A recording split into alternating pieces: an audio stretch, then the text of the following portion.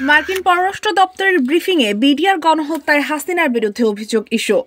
বাংলাদেশের সমসাময়িক বিভিন্ন ইস্যু নিয়ে মার্কিন পররাষ্ট্র দপ্তরের নিয়মিত ব্রিফিংয়ে নানা প্রশ্ন ওঠে। এবারের ব্রিফিংয়ে বিডিআর হত্যাকাণ্ডে ফ্যাসিস্ট শেখ হাসিনার বিরুদ্ধে অভিযোগ নিয়ে একটি প্রশ্ন করা হয়। এ বিষয়ে মার্কিন পররাষ্ট্র দপ্তর প্রতিক্রিয়া জানিয়েছে।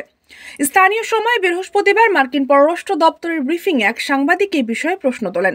ব্রিফিংয়ে শারাফত হুসাইন নামে এক সাংবাদিক প্রশ্ন করেন, ঢাকার পিলখানায় বিডিআর হত্যাকাণ্ডের সংশ্লিষ্টতার অভিযোগে বাংলাদেশের সাবেক স্বৈরাচার প্রধানমন্ত্রী শেখ হাসিনা সহ 57 জনের বিরুদ্ধে আন্তর্জাতিক অপরাধ ট্রাইব্যুনালে অভিযোগ দায়ের করেছেন নিহত সেনা কর্মকর্তাদের পরিবারের সদস্যরা।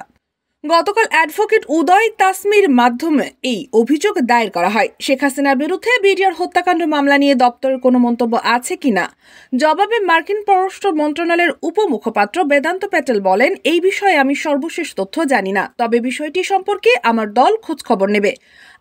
আপনার জন্য কিছু করতে পারলে আনন্দিত হব। এর আগে বুধবার শেখ হাসিনার বিরুদ্ধে গুমের সঙ্গে সংশ্লিষ্টতা ও মার্কিন নিষেধাজ্ঞা ইস্যু নিয়ে একটি প্রশ্ন তোলা হয়। সাংবাদিকরা জানতে চান, নিউ ইয়র্ক টাইমসে প্রকাশিত একটি অনুসন্ধানমূলক প্রতিবেদনে বাংলাদেশ গুম কমিশনের তদন্তে সাবেক ফ্যাসিস্ট প্রধানমন্ত্রী শেখ হাসিনার সংশ্লিষ্টতার প্রমাণ মিলেছে।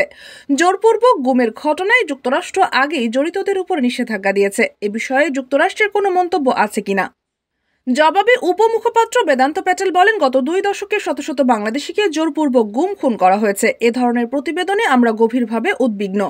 জোরপূর্বক গুম মানবাধিকারের চরম লঙ্ঘন। এতে ভুক্তভোগী ও তাদের পরিবার দীর্ঘস্থায়ী মানসিক ট্রমার শিকার হন। আমরা অন্তর্বর্তী সরকারের এই অপরাধের তদন্তের প্রচেষ্টাকে স্বাগত জানাই এবং ভিকটিম ও তাদের পরিবারের জন্য ন্যায় বিচার নিশ্চিত করার স্বচ্ছ ও ন্যায্য প্রক্রিয়াকে উৎসাহিত করি। দেশ জগৎ ইন্টারন্যাশনাল ডেস্ক।